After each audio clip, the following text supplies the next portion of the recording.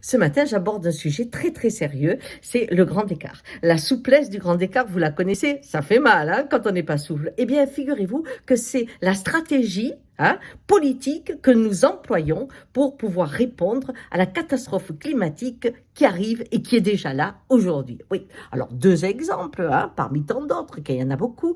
Prenons l'eau. On sait que l'eau manque, elle manque déjà. C'est pas dans le futur, c'est maintenant. Alors, comment est réparti les besoins d'eau? Pour la population, c'est 20%.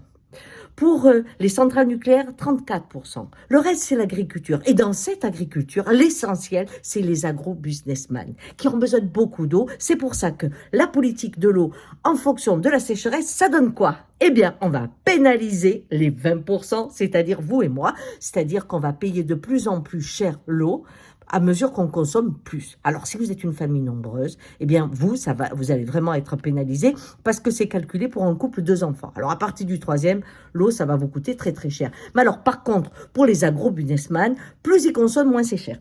Et en plus, on les aide, on les subventionne. C'est incroyable. Et on fait des méga-bassines. Alors là, c'est la grande politique, la nouveauté, les méga-bassines qui ont déjà été expérimentées aux États-Unis. Et là, ils sont en train de faire machine arrière parce que c'est une horreur. Mais voilà, la grande politique du grand écart, c'est ça. Et on va construire un peu plus de centrales nucléaires qui ont besoin de beaucoup d'eau. Oui, vous comprenez, vous suivez. C'est la même chose pour la pêche.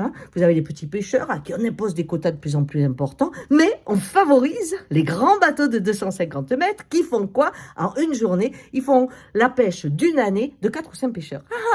C'est le grand écart. C'est-à-dire que si vous avez un découvert de 100 balles, vous êtes mal. Si vous avez un découvert de quelques milliards, vous risquez rien parce que vous êtes riche. Vous comprenez la différence? Le grand écart. Nous sommes dans une vision de banquier. Et pas dans une vision politique, dans une vision du futur, dans une vision humaine. Non, vision du banquier. Allez, cherchez des grands écarts, vous allez voir, c'est la philosophie d'aujourd'hui. Ciao!